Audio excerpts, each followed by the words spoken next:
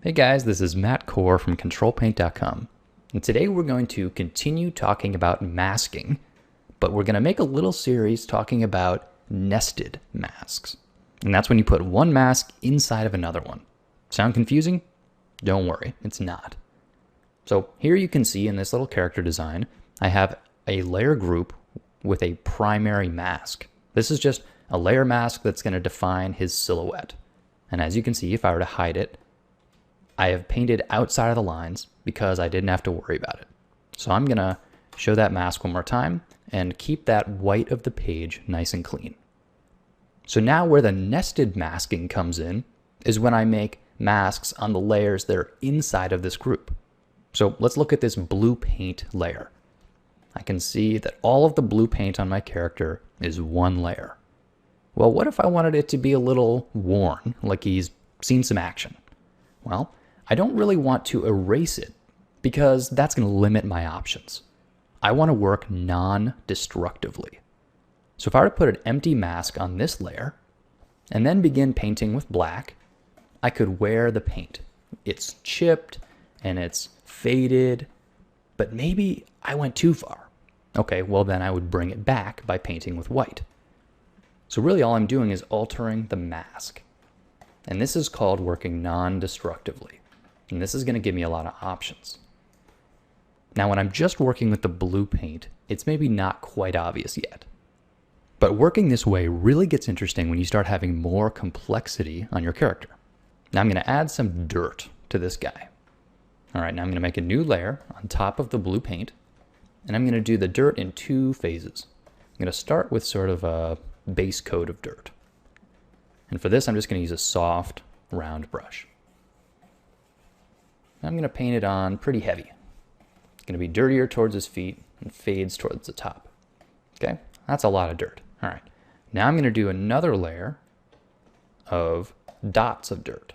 And I'm going to make these a little bit lighter, like they've had a little longer to dry. I'm going to be using a custom brush to get the sort of dot pattern.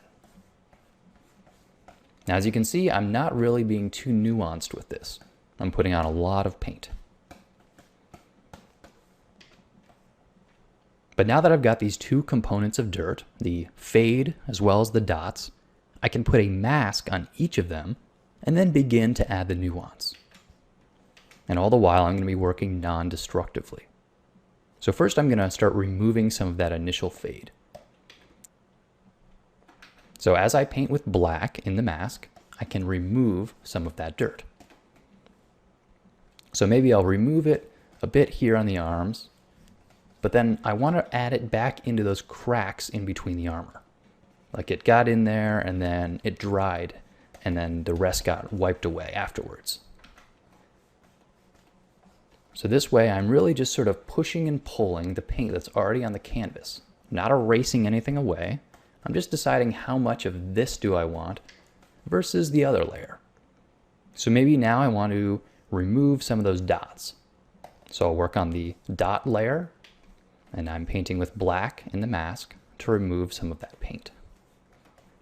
So here I'm going to make the dots less pronounced up on the torso. And in doing so, they're more evident down at the lower ends of the limbs. And actually, now that I look at it, I think I want a little bit of that fade back. No problem. It's on its own layer and it's got a mask. So I go back to the lower layer of the dirt, pick white as my color, and I begin to bring some of that back. So I'm sort of re-adding the dirt back onto my character. And I want to remove some from the torso. I want it to be mainly on the limbs. So as you can see here, I have separated each of the components of this material into different layers, which gives me incredible flexibility. Because what if I wanted to change the blue paint to red paint? Well, it's on its own layer, so doing that is incredibly easy. I can change it to any color I want, and it doesn't make any difference. But you can see each of these layers has the nuance added and the control added with these masks. And this is called nesting masks because all of these layers are inside of the primary mask, which is the character silhouette, and then each individual layer has its own mask. This is one of those concepts that you really have to try before you understand it. It might seem confusing on screen, but once you start using that mask and removing and adding paint, it'll start to make sense. So I've gone ahead and included this PSD file on the post. And your assignment is to experiment with nested masks to make overlays on this character. Maybe you want to add some more colors, maybe you want to add bullet holes, whatever it is. Try adding on a lot of paint and then using layer masks to kind of add nuance and mix and match. So have fun masking, and thanks for coming to Ctrl+Paint.com.